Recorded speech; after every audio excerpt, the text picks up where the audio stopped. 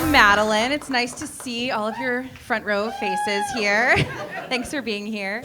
A little bit about me up top. I identify as a queer woman with a nut allergy.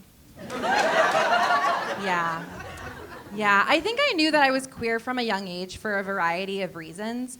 First of which being I was just too into the Muppets to be straight. Yeah, Kermit, short king, bisexual king probably, right? He had some questions that were making me question. He said, "Why are there so many songs about rainbows? What is on the other side?" Sophomore year of high school, Halloween. Famously the year people get a little bit sexy, right? I too got a little bit sexy. That Halloween I went as the Swedish chef. Yeah. You guys know Janice the Muppet? Yeah. I think that they based Mar-a-Lago face off of Janice. And I think that tracks because Kristi Noem terrifies me as an adult, but Janice really terrified me as a kid. Yeah. Another reason that I knew I wasn't straight from a young age was that I was a horse girl. Hey, real recognize real right here. For me, I was really into a cartoon horse called Spirit Stallion of the Cimarron, voiced by Matt Damon. They know. They know. She turns to her friend, she goes, "That's the horse I was telling you I wanted to fuck." Yeah.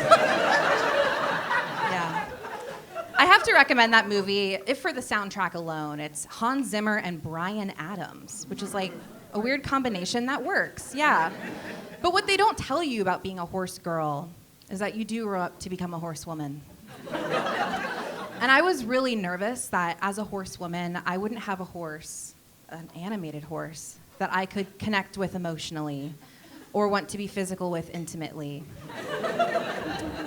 The good news is that I was wrong. But the bad news is that that horse is BoJack Horseman. Yeah. Yeah, I was Googling BoJack Horseman traits to work on a bit of how we're so similar, and Google was like, BoJack Horseman, a self-loathing, alcoholic, narcissistic, anthropomorphic, thoroughbred horse. Same, me too. Who often engages in self-destructive behavior, which could not be me, really couldn't be me. But the final reason that I knew I was queer from a young age is because in my family, it was just the norm. I have lesbian grandmothers. Yeah, they're pretty awesome. They're really great. One Thanksgiving a few years ago, I brought home the woman I was dating at the time, and I never really felt like I had to come out of the closet, right? Everyone was like, "Oh, hey, welcome, grab a plate, there's mulled wine over there, enjoy," right? It's awesome. But when she and I broke up, and I eventually brought home my now partner, who happens to be, jump scare, a man, I did feel like I had to go back into the closet. Yeah. My grandmothers, they said, "Did you just try being gay and it didn't work out and now you're back to men?" They said, "A man? That's a choice." They said, "What do you expect us to do? Fly an American flag during Pride Month? What will the neighbors think?" These grandmas in Cincinnati, Ohio, where I hail from, they just moved into a retirement community, and the name really stuck out to me. The name of that community is called, it's the Twin Towers. Yeah, I know, he's shaking his head, but I don't want you to worry, sir, because they actually have step-up care there, so as they age, you know, there's a memory care unit, so they'll never forget. Yeah.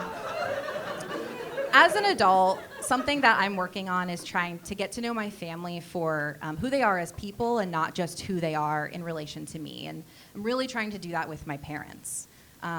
Luckily for me, my parents and I, we have a lot in common, like clinical depression and anxiety. My mom, I'm not sure if she has anxiety or if she just gives me anxiety. But there's something I've started calling Schrodinger's mom's phone call. You get a phone call, you look, it's your mom. You think to yourself, should I answer this? Will my life change forever? You could answer it and she goes, "Hey girl, just shopping for some organic kale." Or you could answer it and she goes, "Well, your aunt just got out of rehab." I didn't know my aunt was in rehab. Yeah. My dad, though, he's definitely the clinically depressed one, and I don't know how I didn't know this, because when I was 16, he took me to a Morrissey concert. And he knew every single word. For those that don't know, Morrissey is the lead singer of a band called The Smiths. That's his Loracy, if you will. And they have some really uplifting songs, right? Like, I Know It's the End. Really love that one. Heaven Knows I'm Miserable Now, a classic. And Please, Please, Please Let Me Get What I Want. A Zoloft, is that what you want? A Zoloft? Might be what you need, yeah. My dad and I were recently having a hard conversation, and as dads do, he hurt my feelings a little bit. But as the brave daughter I am, I said something about it. I said, Dad, in the future, when you approach that topic, can you try it from this point of view? And he paused, and he looked at me, and he said, this is my first time doing this, being a parent. What the fuck do I say to that? So I didn't say anything. I just got in my car, turned the Smiths on, and cried my way home. I've been Madeleine Bogard. Thank you all.